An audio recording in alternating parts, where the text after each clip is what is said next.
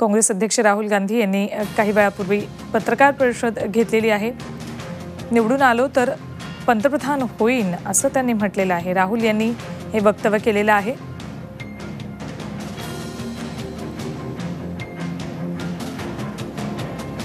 निवडून आलो तर पंतप्रधान होईल असं काँग्रेस अध्यक्ष राहुल गांधी यांनी वक्तव्य केलेलं आहे। काही वेळापूर्वी त्यांनी पत्रकार परिषद घेतली। या पत्रकार परिषदेमध्ये त्यांनी अमित शहा, भाजपचे अध्यक्ष अमित शहा यांच्यावर सडकून टीका केलेली आहे। अमित शहा यांनी आधी आपल्या भूतकाळात डोकावावं आणि त्यानंतर इतरांवर टीका करावी असं यावेळेला राहुल गांधी म्हणालेले आहेत।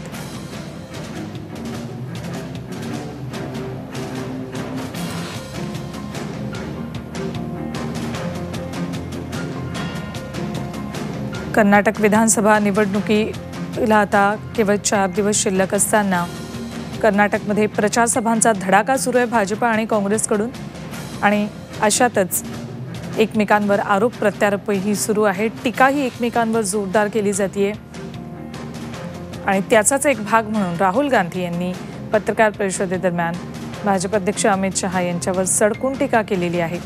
त्यांनी आपल्या भूतकाळात डोकावावं आणि त्यानंतर इतरांवर आरोप करावे असं यावेळेला राहुल गांधी यांनी म्हटलेलं आहे। त्याशिवाय जर आपण निवडून आलो तर निश्चित पंतप्रधान होऊ असंही राहुल गांधी यांनी सुतोवाच केलेला आहे। पत्रकार परिषद काही वेळापूर्वी राहुल गांधी यांनी घेतलेली आहे। सध्या परिस्थिती पाहता कर्नाटकमध्ये काँग्रेसचे सरकार आहे आणि आता 4 दिवसांवर निवडणुका आलेल्या आहेत। नेमकं कर्नाटकची जनता कुणाच्या पारड्यात मतं टाकते हे तर काही दिवसात कळेलच, पण सध्याच्या परिस्थितीत राहुल गांधी यांचं वक्तव्य महत्त्वाचं आहे। जर काँग्रेस निवडून आली तर आपण पंतप्रधान होऊ असं वक्तव्य राहुल गांधी यांनी केलेलं आहे।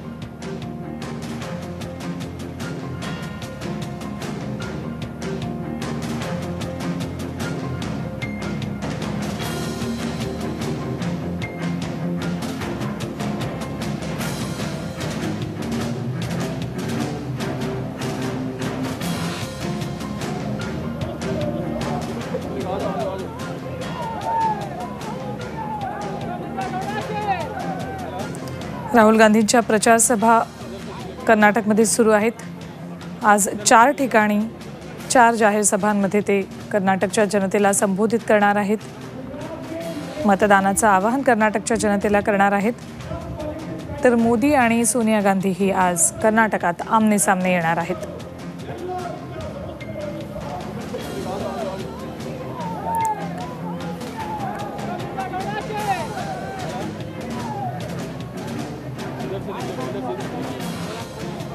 इधर से निकलेगा।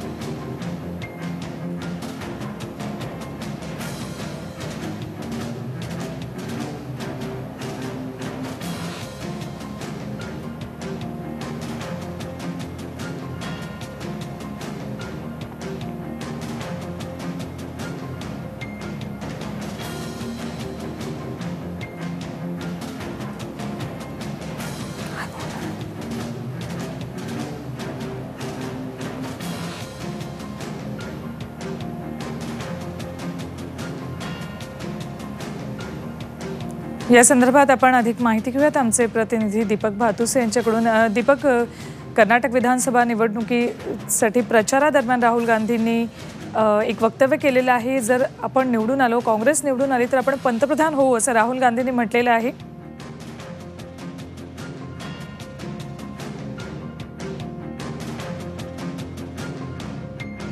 आपण पुन्हा एकदा आमचे प्रतिनिधी दीपक भातुसे यांच्याशी संपर्क साधण्याचा प्रयत्न करणार आहोत। दीपक, राहुल गांधी यांनी आपण निवडून जर आलो तर पंतप्रधान होऊ असं वक्तव्य केलेलं आहे।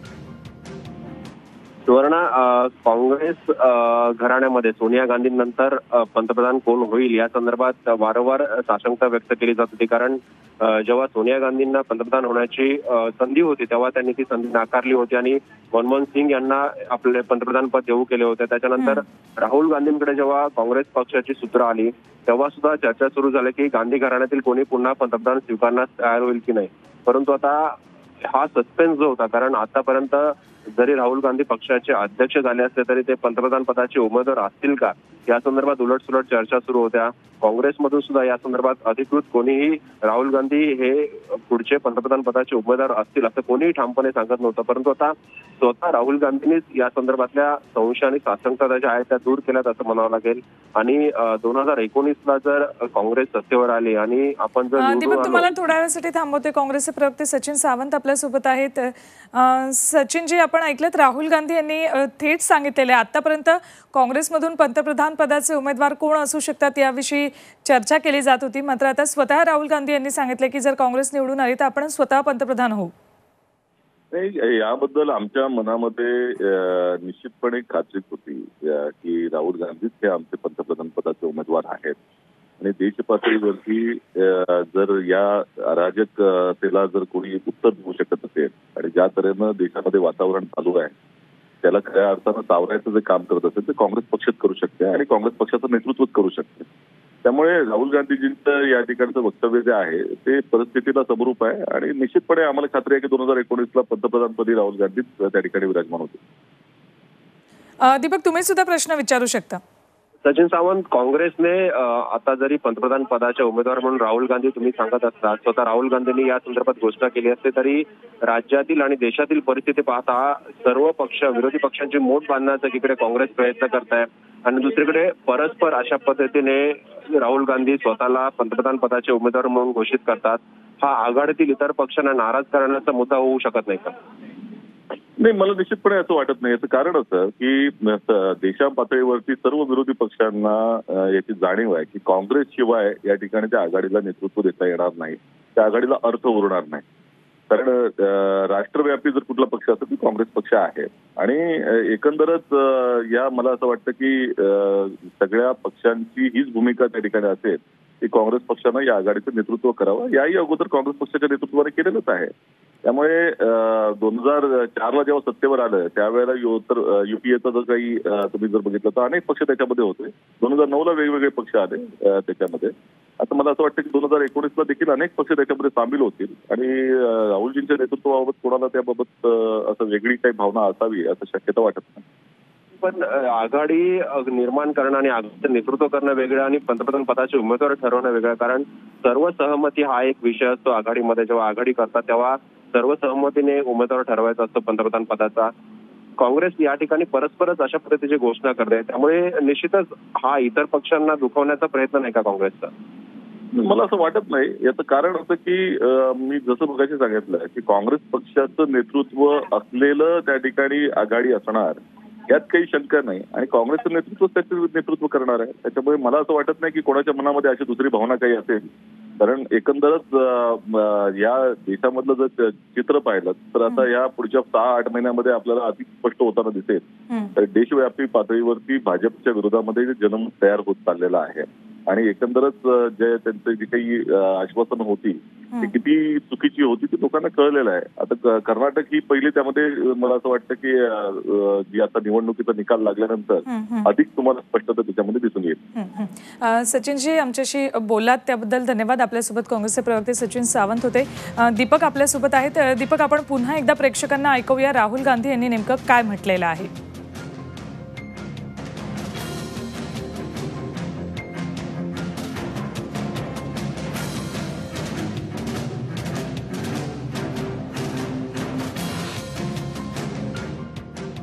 Amit Shah has been accused of murder, right? The Supreme Court themselves have mentioned the Loya case. So I don't think Amit Shah has a lot of credibility. I mean, let's look into his background. Let's see what he has been responsible for. Let's see how he does politics. And also don't forget that he is a murder accused. This is fundamental. People in India forget that the president of the BJP is a murder accused. That's the truth. The party that talks about honesty, decency, has a person who has been accused of murder as president. Thank you. Deepak, जसं आता सचिन सावंत यांच्याशी आपलं बोलणं झालेलं आहे, खरंच इतर पक्ष जर राहुल गांधींनी स्वतःहून सांगितलं आपण पंतप्रधान होऊ, तर इतर पक्ष या सगळ्याला मान्यता देतील का? सुवर्ण, काँग्रेससाठी हीच मोठी अवघड गोष्ट ठरणार आहे आणि इतर पक्षांची नाराजी ओढून घेण्याचा हा मुद्दा होऊ शकतो. कारण आपल्याला माहिती आहे की आघाडीचं राजकारण जेव्हा होतं त्यावेळी सहमतीने उमेदवार ठरावा लागतो. कारण काँग्रेस आणि इतर पक्षांची जी भूमिका आहे की भाजपला जर 2019च्या लोकसभा निवडणुकीमध्ये पराभूत करायचं असेल तर सर्व समविचारी पक्षांनी एकत्र यावं. उत्तर प्रदेशमध्ये आपण बघितलं की बसपा आणि सपा जे कट्टर वैरी होते ते सुद्धा भाजपच्या पराजयासाठी निवडणुकीमध्ये एकत्र आले होते. त्यामुळे इतर सगळ्या पक्षांची मोठ बांधताना हे सगळे मुद्दे आहेत ते चर्चेने ठरवायचे असतात. परंतु राहुल गांधींनी आता स्वतः जाहीर केलेलं आहे की ती 2019च्या निवडणुकीमध्ये जर विजय झाला काँग्रेसचा तर ते पंतप्रधान पदाचे उमेदवार असतील. परंतु हा काँग्रेसचा एकट्याचा विजय नसणार आहे. कारण भाजपला सध्या तोंड देणं हे काँग्रेसला एकट्याने शक्य नाहीये. त्यामुळे इतर घटक पक्ष जे आहेत समविचारी घटक पक्ष, मग त्याच्यात पश्चिम बंगालमधला तृणमूल असेल, महाराष्ट्रातला राष्ट्रवादी काँग्रेस असेल, त्याच्यानंतर उत्तर प्रदेशमधला बसपा आहे, समाजवादी पार्टी आहे, या सगळ्या पक्षांना बरोबर घेऊन काँग्रेसला जावं लागणार आहे. आणि जेव्हा पक्ष निवडणुकीलाच बरोबर आघाडीने जातो त्याच वेळेला आघाडीचा एक किमान समान कार्यक्रम ठरवावा लागतो.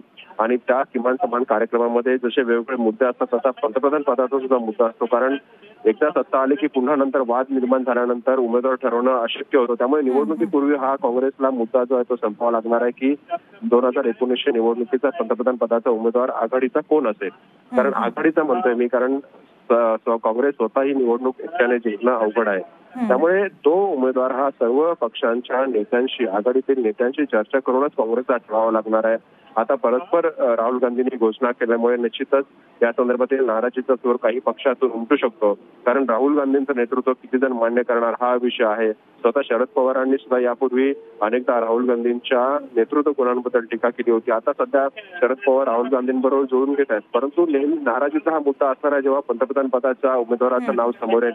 स्वतः शरद पवार सुद्धा इच्छुक असण्याची शक्यता आहे. कारण राष्ट्रवादी काँग्रेसचे नेते वारंवार तशा पद्धतीचं वक्तव्य करताना आपल्याला दिसतात. त्यामुळे निश्चितच सुवर्ण काँग्रेससाठी हा मुद्दा पुढे डोकेदुखीचा ठरू शकतो इतर पक्षांबरोबर आघाडी करताना. दीपक, आता राहुल गांधींच्या प्रतिक्रियेनंतर निश्चित सगळ्याच पक्षांकडून यावर आता प्रतिक्रिया यायला लागतील हळूहळू. तुर्तास धन्यवाद या संपूर्ण माहितीसाठी. झी 24 तास रहा एक पाऊल पुढे.